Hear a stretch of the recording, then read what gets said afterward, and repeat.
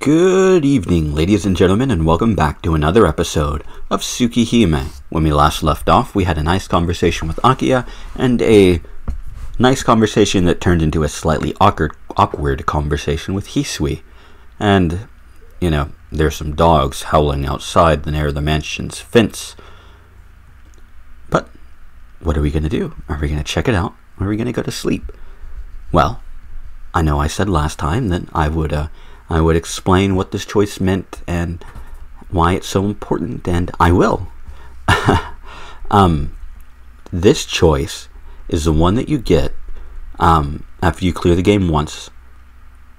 It is the choice to see if you want to do the near side routes with Arc and CL, or if you want to do the far side routes. And, well, if you think about it, it makes sense, because if you go outside, you go and you meet fucking consonant soup outside. But what happens if you don't meet him? I mean, meeting Nero is what leads to you ultimately meeting Arc. Really? So what happens if you don't meet Nero? What happens if you don't meet Nero? What one little thing, one little decision can change the course of Shiki's life? I'm exaggerating, of course, but still, fuck that. We're gonna go to sleep. Ain't getting dressed and getting out of bed for shit. The howling continues. There's no way I can sleep like this. Oh, so ladies and gentlemen, welcome to the Far Side route. I would put a little bit of a Far Side comic up on the screen, but if I recall correctly, Eric Larson, I think that's his name, doesn't like stuff posted online, and I'm not going to go and pirate fucking Far Side comics for a dumb joke. I mean, I'd think about it, like, longer than I should, but I'm not going to do it. But I would think about it. If you haven't read it, I recommend highly reading the Far Side comics. They're my favorite comic strip of all time. Bar none. Bar none. Anyway, I can't sleep, but that's just normal. I'm sleepy, so I'll pass. Putting the sheets over me, I stretch out on the bed. God, this is back before cell phones and internet and shit that you could get to easily. Well, I mean, internet existed, just not like now. You can't just go pop on some fucking Netflix or YouTube or some shit and, watch your favorite Let's Player. Or, whatever.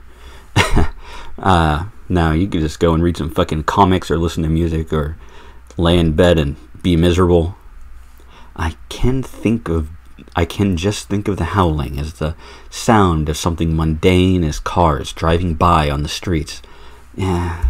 Get some fucking earplugs, man. That's what I'd do if I had to deal with that sort of issue. I'm a light fucking sleeper. If I, could, if it wasn't for the fact that I sleep on my sides and they would get destroyed in 10 minutes, I'd get some giant fuck off earphones to put on during the night and just have, nice little music or white noise or ASMR or, something. Probably not ASMR, to be fair. At least not all night. Just to relax me and help me sleep and stay asleep, and all the outside noises can just melt away. I've had too much wine. That's not true. I haven't had very much wine. I haven't. I'm just in a mood. Today's been a very long day. I'm mentally tired from eating dinner in this unfamiliar mansion, in my conversations with Akiha and everyone else. After all that, the howling is just background noise. I close my eyes and gently fall asleep.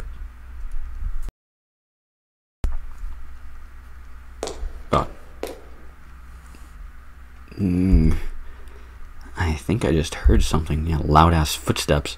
Holy shit. Half awake, I look at the clock. It's just past 2. It's been about 2 hours since I heard the dogs howling. The dogs howling has already stopped. The mansion is so quiet I can hear the clock ticking in silence. I hear it again. Inside the mansion, from the lobby. Could it be a burglar? It's not impossible. The mansion's contents are outrageously valuable.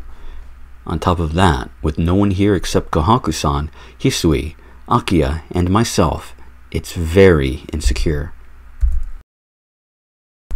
Getting out of bed, I slip out of the room quietly.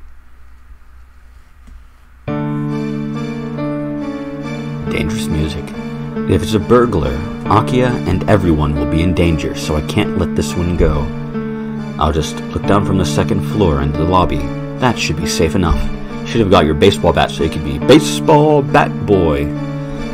I should play Max Payne again. It's been so long. I don't even know if I own that fucking game anymore. There's nothing wrong there. No, someone's there. The figure that enters from the entrance and crosses the lobby with wobbling, uncertain steps is Akiha? She's not going to her room on the second floor, but to the first floor of the east wing. The only things there are Kohaku-san's room and my old man's room. What's she doing at this time of night? Yeah, I was told 10 p.m. The fuck? I can murmur all I want, but I won't be getting any answers. After gazing at the lobby for a while, I decide to return to my room. You can tell what's on my fucking mind. Reading! Actually, that's not incorrect. I would like to read some D&D modules. But it's late, and I don't want to read while I'm drinking because I won't remember them. Or I will wander off mentally and... Never mind. Well, she probably had something to do, or went to see Kohaku-san. Yeah, but did you see the look in her eyes? I feel bad about sneaking around and watching her, and I don't want to just ask her about everything she does. Sleep. There's school tomorrow. I bury myself in bed and close my eyes. As I fall asleep, my thoughts keep returning over and over to Akiha's hollow-eyed figure in the lobby, and how something seemed wrong. Honestly, if I woke up, especially waking up and like getting up, I'm up. I can't go back to sleep. New day. 2. Inversion Impulse 2.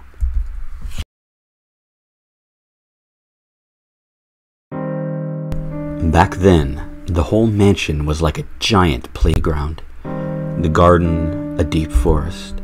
The house, a tall castle. We played in our own little world, which would take days to explore. Every day was fun. No one thought about ever growing up, and we believed that days and nights would always be the same. It was just a childhood spent playing like puppies.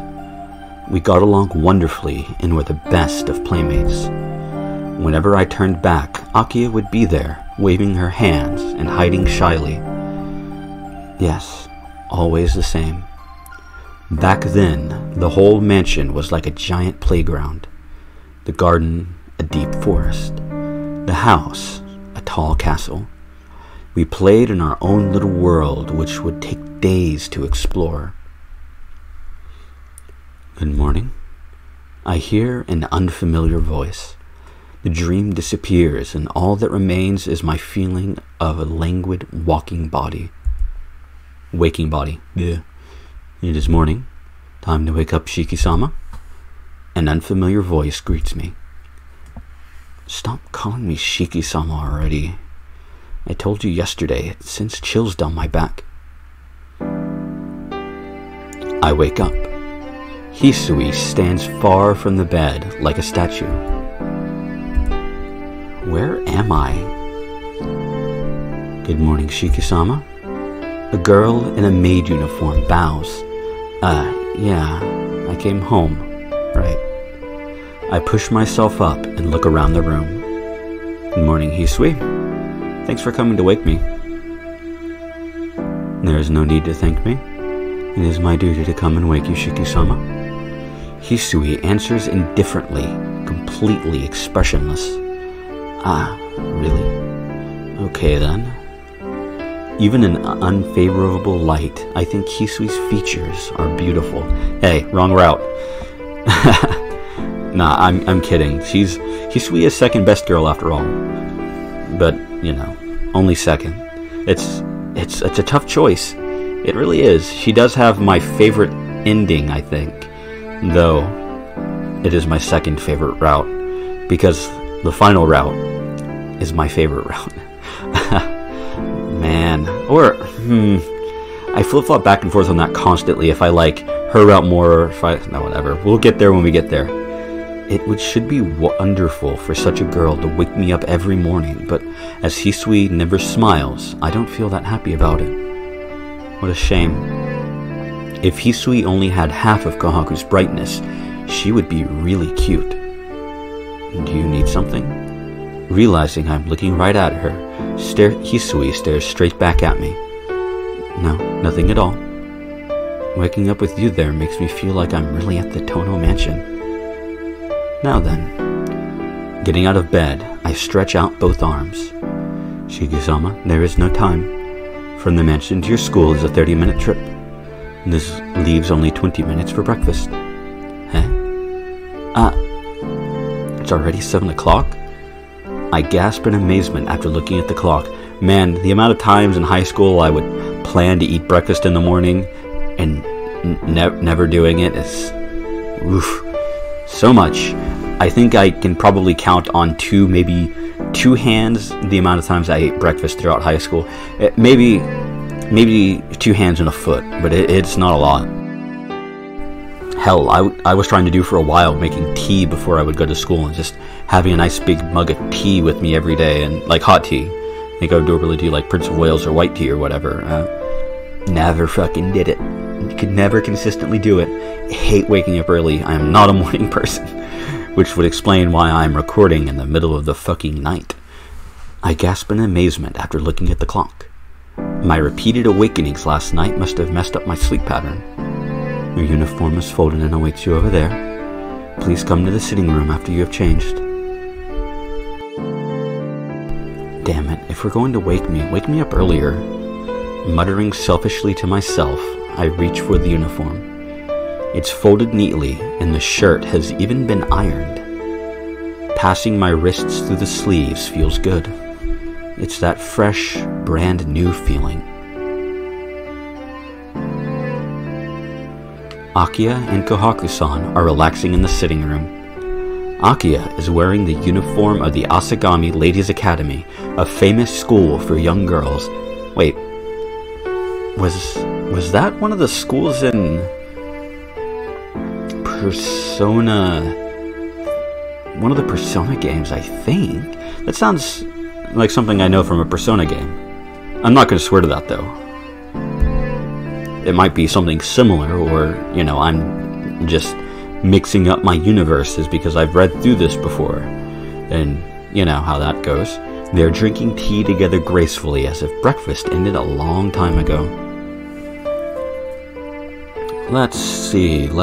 We could greet the 3 of them. We'll greet Akiha. Continue on the pattern. Hey. Morning, Akiha. Good morning, Nissan. Good morning, Shiki-san. Breakfast is ready in the dining hall. Please eat up.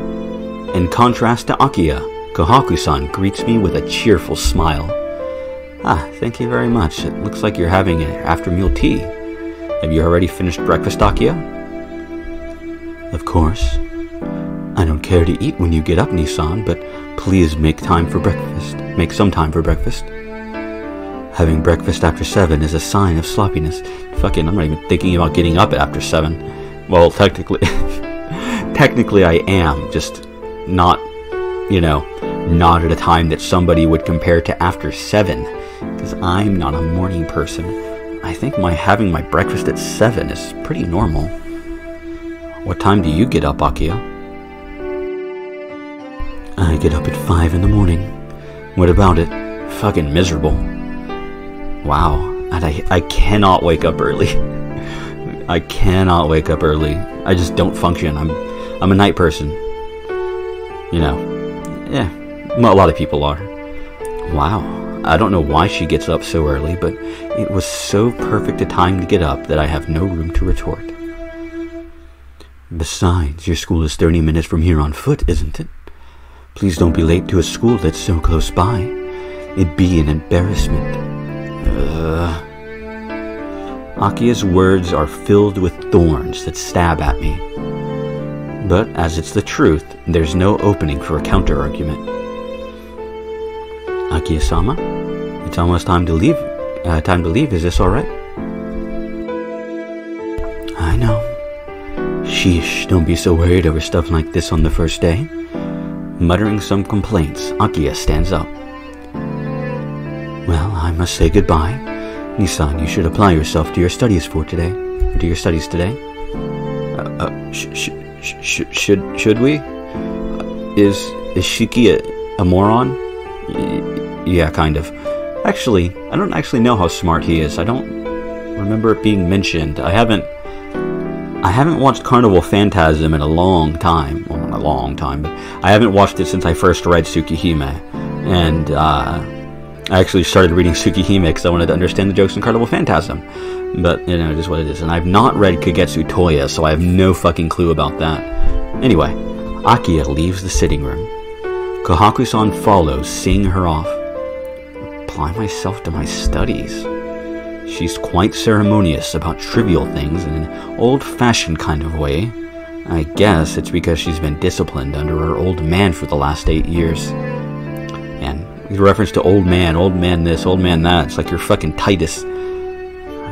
I should play Final Fantasy X. I haven't on a Final Fantasy kick the last few months, so there is that. Well, I'd have gone to school even if she hadn't told me anything. I scratched my cheek.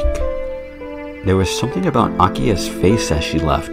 Because of it, I paid no attention at all to her various admonishings this morning. Of course, I clapped my hands together. For some reason, Akiha's face just then seemed to resemble her face from long ago. After eating the breakfast Kohaku-san prepared, I exit into the lobby. Hisui was waiting there with my bag. Shiki-sama, have you enough time? Yeah, it should only be 20 minutes to school if I run. It's only 7:30, so I should be fine even if I take the long way. Seeming satisfied with this answer, Hisui bows her head in assent. Then allow me to see you out. Yeah, thank you. I still feel terribly awkward having my own servant. Oh, Shiki-san, please wait just a moment. With pattering footsteps, Kohaku-san runs down from the second floor. Hisui steps back and falls silent as Kohaku-san approaches. Huh? Weren't you with Akiha? Lady Akiha goes to school by car. Since I had something to give you this morning, I stayed behind. Something to give me? Yes. And this came from the Arima family yesterday. Kohaku-san smiles. Hey? But I have all my luggage already. The things I used while I was at the Arima's house all belong to them, so all I've got are my own clothes. Really? But this was sent here nonetheless. Kohaku-san hands me a thin wooden box, perhaps 20 centimeters long. It's not heavy at all. Kohaku-san, I've never seen this before. Well, apparently it was left to you by your departed father. It was to be given to you in the will. By my old man? I can't feel anything about that. What's the old man who expelled me from this mansion 8 years ago doing, leaving me things? Oh well. Kohaku-san, please take it to my room for me. Kohaku-san is staring intently at the wooden box. She almost seems like a child who wants a toy. Stare. No, she is a child. I get it. You want to know what's inside, right? Oh, not at all. I merely wondered for a moment. Like I said, you do wonder what's inside. Alright, let's open it. 1, 2, 3. With a dry sound, the wooden box opens. Inside, there is a 10-centimeter bar of thin iron. It's an iron bar. Undecorated and worn, it has finger marks all over it. The old man must have really hated me to leave a piece of junk like this. No, Shiki-san, it's a fruit knife. Kahaku-san takes the iron bar out of the box. See, it's one of these folding knives. 1, 2, 3. With a sound of sliding metal, a 10-centimeter blade pops out from the bar. I see, it certainly is a knife. It's old, but it seems pretty solid. The year and the era it was made are written in the back. Kahaku-san replaces the blade and hands over the knife. Certainly, there's a number written on the grip.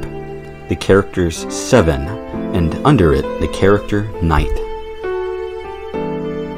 Yes, son, there is no era by that name. It just says Nanatsu Yoru. I turn around in surprise.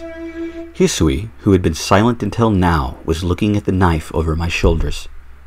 You surprised me, Hisui. You should say something. You don't have to look over my shoulder like that, you know? If you want to see it, I'll show it to you. Yeah, whip it out and show her, Shiki. Hisui's cheeks become faintly red. Please excuse me. The knife was so beautiful that I could not help myself. Fucking Doki Doki Literature Club flashbacks, huh? Beautiful? You really think it's beautiful? It looks kind of beat up to me. Not at all. The tempering of the blade is masterful. I think it is a knife with its own proper history. Really? It looks to me like a piece of junk. But Hisui seems so convinced, I begin to feel the same thing. In its own way, I guess it's not such a bad inheritance. 7 Knights. Maybe that's the name of this fruit knife? Maybe, though I can't imagine him naming a knife like that. Whatever the case may be, it's obvious that it's an antique. Well, in any case, I believe in taking what's given to me. I replace the blade and put the knife in my trouser pocket. Shiki-sama, have you enough time? I have to get going. Well, Kahaku-san, thanks for the delivery. Kahaku-san smiles and waves me off. I come out to the gates. Hisui follows in silence. Hisui, you're seeing me off?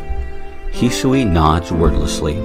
Shiki-sama, what time shall we expect your return? It seems Hisui will continue to use Sama to the bitter end. Well, if I take the time to argue it now, I'll be late for school. I'll complain about the honorific later. Shiki-sama? Yeah. Probably around 4 o'clock, I think. I don't do any club activities.